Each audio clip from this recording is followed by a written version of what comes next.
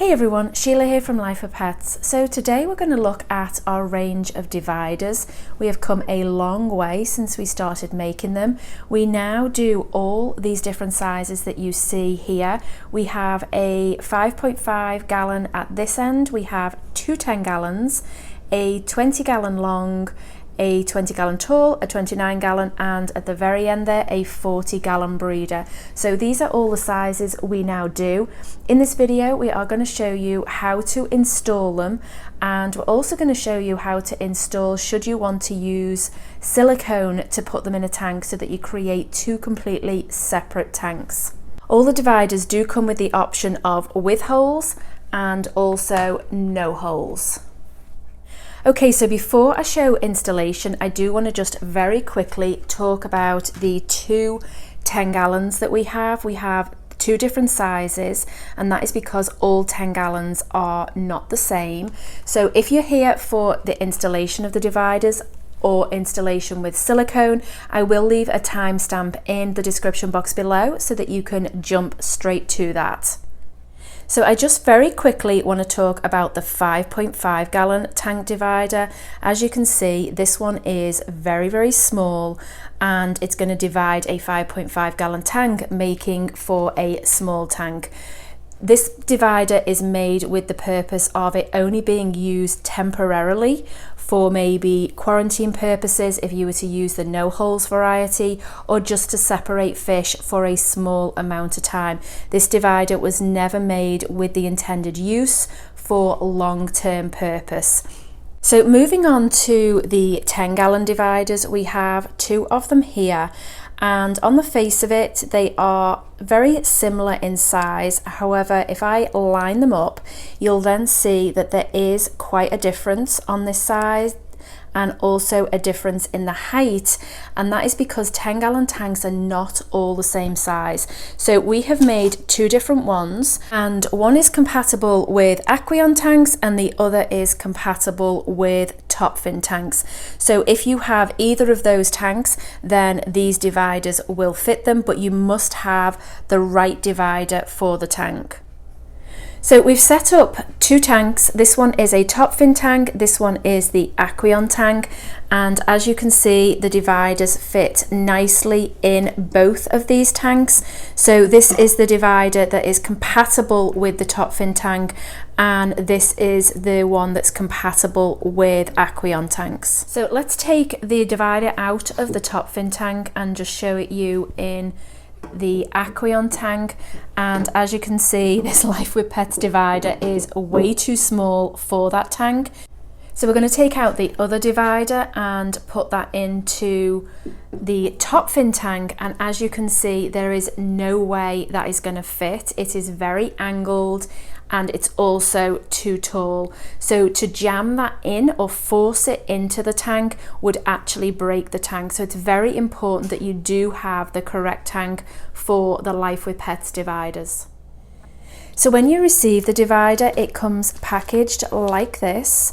And this one is the Life with Pets divider that's compatible for aquarium tanks. On the back it gives all the details, and inside here you will receive a divider, obviously packaged, not loose like this, but it is packaged, and then the instruction sheet and also the pack of clamps. So let's show you installing it in the tank.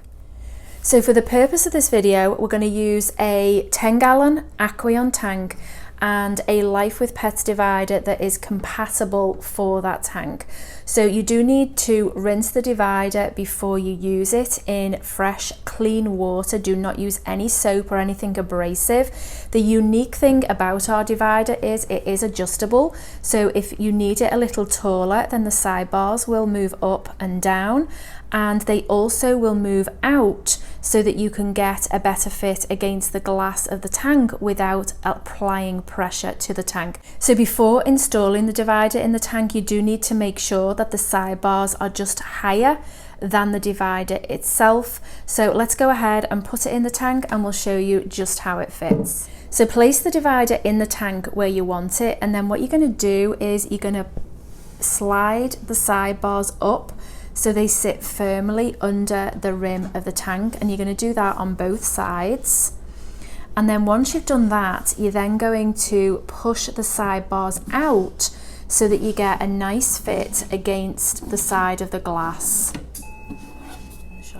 So once you've got the divider in place, you're then going to add the clamps, and you're going to just put those onto the rim of the tank, and these just give added stability to the divider. One thing with our divider is we do recommend that you use substrate, and that will also give added stability to the divider itself. When it's in the tank, this is how it's going to look. You can see the clamps on the rim on each side of the divider, and then as you come down you can see this is then how it looks in the tank. So for siliconing dividers in place, we are doing a 20-gallon long tank. We are using the no-hole dividers, and the principle up to this point before siliconing is exactly what you've just seen in the video. You install them the exact same way. For the sealant, we are going to be using the Aquarium brand. There are many different brands available. You just need to make sure that it is suitable for aquariums. So when using the silicone, be sure to follow Aquarium's instructions. Also, you do need a clean, dry tank. And then as you can see, you just go up the side where you have the divider and it will silicone it in place. Once you've done the side, you then can just go along the bottom of the tank so that you seal that in as well. If you're not actually going for a full seal, then obviously putting substrate in the bottom would take care of that. But if you're wanting a complete seal, no water shared, then this is the way to do it. If you are going to be using the dividers for quarantine purposes, we do have a lot of people use them for that, then siliconing all the way around is preferable so that no water is shared. So the dividers are now siliconed in place, and once you've done that, you then do need to allow 48 hours for it to dry before actually filling up the aquarium, and I will be doing that in another video. So if that is something you want to see, then make sure you're subscribed and turn on those post notifications. Our dividers are mainly used for betta fish tanks, and you can get so creative when using them.